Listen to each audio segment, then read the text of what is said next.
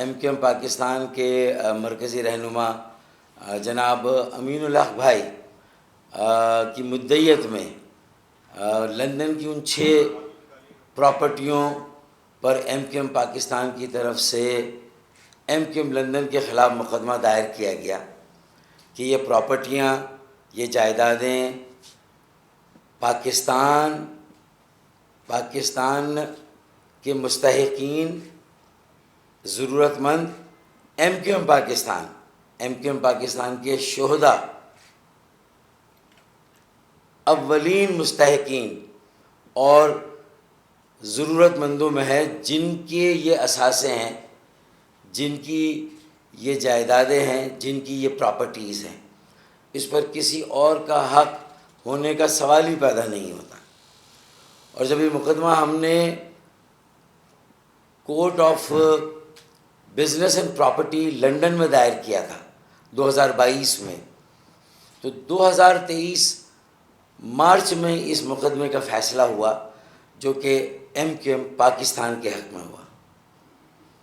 اور ظاہر ہے کہ یہ پٹیشن امین الحق بھائی نے دائر کی تھی، لیکن گواہ کے طور پر مجھے بلایا گیا تھا ویڈیو لنک پر، اور کئی گھنٹے تک مجھ سے گواہی لی گئی تھی. اور ندیم نصرت جو اس وقت کنوینئر بھی تھے ایم کیو ایم کے، ان سے بھی گواہی لی گئی تھی، اور وہ شاید لنڈن یا امریکہ میں تھے، بلکہ وہ لنڈن آئے تھے کورٹ میں اور انہوں نے گواہی دی تھی. اب جب ہمارے حق میں فیصلہ ہو گیا اور وہاں کی عدالت court of business and property کے فیصلے کے مطابق جب یہ جائیدادیں ایم کیو ایم پاکستان کو منتقل ہو رہی تھی، تو ایم کیو ایم لندن کی طرف سے ریویو پٹیشن داخل ہوئی کورٹ آف اپیل میں. کورٹ آف اپیل نے گزشتہ دنوں یہ فیصلہ دیا کہ کچھ نکات ایسے ہیں جو ٹرائل کے دوران جو شاید پوری طرح سے ڈیل نہیں ہوئے، لہٰذا یہ مقدمہ ریمانڈ کیا جاتا ہے دوبارہ سے court of business and property کو، London court of business and property کو ریمانڈ کیا گیا، ریمٹ کیا گیا، دوبارہ سے دیا گیا کہ بھئی دوبارہ ٹرائل کریں اور کچھ نکات جو مبہم ہیں ان کو واضح کریں تاکہ انصاف کے تقاضے پورے ہوں. ہم کل بھی اپنی اس موقع پر قائم تھے کہ یہ properties M Q M Pakistan اور ایم کیو ایم پاکستان کے شہداء یا اس کے علاوہ جو مستحقین ہیں، جنہوں نے تحریک کے لیے جو ہماری سیاسی جدوجہد رہی ہے اس میں قربانیاں دیں، لازوال قربانیاں دیں، لٹے پٹے، جن کے گھر بار اجڑ گئے، جو تباہ برباد ہو گئے، یہ ان کی پراپرٹی ہے. کسی فرد واحد کا اس پر حق نہیں ہو سکتا. اور لندن میں کون سا ایسا ذریعہ آمدنی تھا جس سے کہ یہ 6 پراپرٹیاں بنتی اور کسی کے نام پر جاتی؟ کسی کے نام پر نہیں ہے. ٹرسٹ کچھ ایک دو تین ٹرسٹ ہیں، ان کے نام پر ہے، لیکن جب اس ٹرسٹ کے ٹرسٹیوں میں لڑائی ہو جائے گی ہتھیانے کے لیے پراپرٹی، تو بھائی نہ یہ ان کا حق ہے، نہ یہ تمہارا حق ہے، نہ یہ ان کا حق ہے، یہ یہاں والوں کا حق ہے. تو اسی لیے ہم کورٹ میں گئے، ورنہ شاید ہم اس معاملے سے لا تعلق رہتے. لیکن جب ہم نے دیکھا کہ یہ بندر بانٹ ہو رہی ہے، لوگ اپنی اپنی جائیداد اور جاگیر سمجھ کر اسے ہتھیانے اور ہڑپ کرنے کے چکر میں ہیں، اور جو ہمارے شہداء ہیں ان کے لہو کو ضائع کرنے کی سازش ہو رہی ہے، تو ہم میدان عمل میں آئے. ہم نے مقدمہ کیا، امین الحق بھائی پٹیشنر تھے، ہم نے گواہیاں دی، میں نے اور ندیم نصرت نے، اور یہ پراپرٹیاں ایم کیو ایم پاکستان کی پراپرٹیز مانی گئی London court of business and properties کی طرف سے. پھر ریویو ہوا، اب یہ ریمانڈ ہوگا. تو ظاہر ہے کہ ہم تیاری کر چکے ہیں، ہم کیس کے ری ٹرائل میں جا رہے ہیں، اور ہمارے جو لائر ہیں وہ وہی ہے نذر محمد ایڈوکیٹ صاحب، جو لندن کے ایک معروف لائر ہیں، وہ ہمارے وکیل ہیں، اور وہ اس مقدمے کو دوبارہ سے ٹرائل پہ جائیں گے اور دوبارہ سے گواہیاں مانگی جائیں گی. تو میں بھی جاؤں گا، اور اگر ضرورت پڑی تو ندیم نصرت بھی آئیں گے اس میں. تو میرے خیال میں، اور جو نکات واضح نہیں ہیں وہ بہت واضح ہیں، میری گواہی میں وہ ساری باتیں بھی شامل ہیں کہ ہم نے پارٹی کے عین آئین کے مطابق خود کو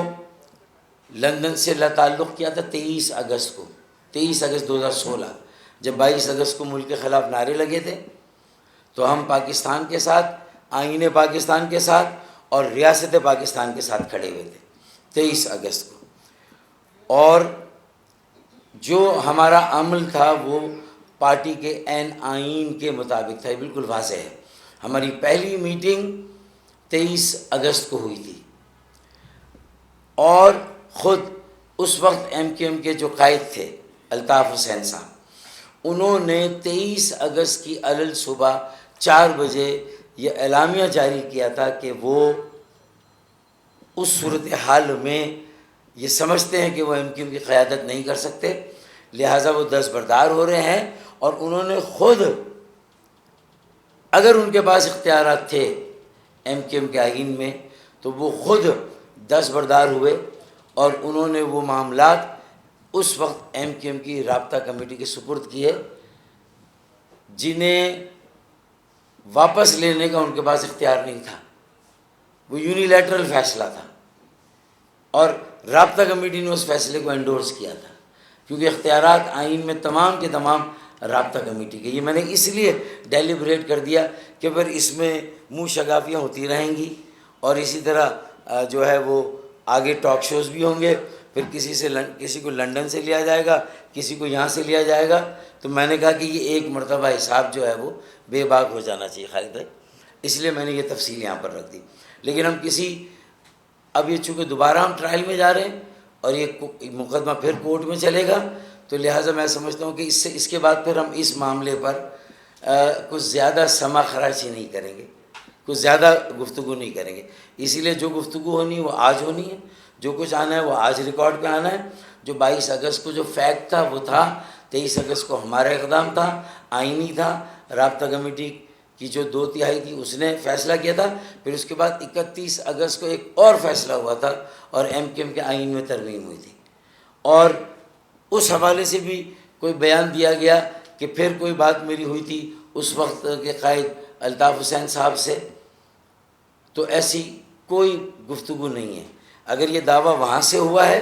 لندن سے، تو انہیں کورٹ میں وہ ٹیلی فون کی آڈیو ریکارڈنگ دینی ہے جو کہ لندن میں ریکارڈنگ ہوتی تھی، انہیں وہ پیش کرنی ہے، اونس ہمارے اوپر نہیں ہے، کیونکہ ہم نے تو صاف کہا کہ کوئی گفتگو نہیں ہوئی ہماری 22 اگست کے بعد کوئی گفتگو نہیں ہوئی ہے۔ یہ بالکل آن ریکارڈ یہ بات جو ہوئی تھی پریس کلب پہ ہوئی تھی، پریس کلب جانے سے پہلے ہوئی تھی، اور اس میں جو PMLN کے وفد سے گفتگو ہوئی تھی 22 اگست کو، وہ ساری چیزیں ہم نے لندن میں ڈاؤن لوڈ کر دی تھی۔ یہ سارے فیکٹس ہیں۔ تو میں اس لیے ریکارڈ کو اسٹریٹ کرنے کے لیے، یہ دیکھیں کامیابی وہ ہوتی ہے جو حتمی ہو، جس میں طے ہو کہ یہ پراپرٹیز کس کی ہے، یہ متنازع پراپرٹیز ہے۔ لندن کے ٹرسٹ کے تمام ٹرسٹی، جس میں الطاف حسین صاحب بھی ہیں، وہ سب آپس میں الجھے ہوئے ہیں اور سب یہ کہہ رہے ہیں کہ یہ ہماری پراپرٹی، یہ میری پراپرٹی ہے۔ تو اس کا مطلب ہے کہ یہ وہاں ذاتی لڑائیاں ہیں۔ ہم وہاں کی پراپرٹیز کو ان ذاتی لڑائیوں سے نکال کر جو مستحقین ہیں، ضرورت مند ہیں، اور یہاں تک بھی ہم نے آفر کیا تھا جب اس مقدمے میں ہمیں London court of business and property سے کامیابی ہوئی، تب بھی ہم نے یہ کہا تھا کہ آئیں ہم اپنے دروازے کھولتے ہیں۔ MQM پاکستان ہو، اس وقت PSP بھی تھی، MQM ORC بھی تھی، ہم نے کہا تھا کہ بھئی یہ سب بیٹھیں، اور اگر لندن کی MQM کا بھی کوئی وجود ہے تو یار ایک آدمی آپ بھی بھیج دیں وہاں سے، ایک ٹرسٹ بناتے ہیں۔ اگر آپ کو بھی اتنا درد ہے شہیدوں کا، آپ بھی مستحقین کی اتنی فکر کرتے ہیں، تباہ برباد کارکنوں کا خیال کرتے ہیں، بھیجیں ایک آدمی کو وہاں سے، اور وہ آدمی آئے، ہم ایک ٹرسٹ بناتے ہیں، اور اس میں صرف پھر ہم نہیں جو MQM کے سیاسی اکابرین ہیں، ہم نہیں، پھر ادیب رضوی صاحب جو SIUT کے ہیں، وہ نیا ٹرسٹ ہوگا اور اس میں وہ بھی ہوں گے انشاءاللہ۔ JDC کے ظفر عباس بھی اس میں ہوں گے، پھر سیلانی ٹرسٹ کے بشیر فاروقی بھی پھر اس میں ہوں گے انشاءاللہ تعالی۔ یہ ہماری غیر جانبداری نہیں داری ہے، یہ ہماری ایماندارانہ اپروچ ہے، یہ منصفانہ اپروچ ہے کہ جو حقدار ہیں انہیں حق ملنا چاہیے، کسی کی ذاتی ملکیت نہیں ہے، کسی کی ذاتی جیب میں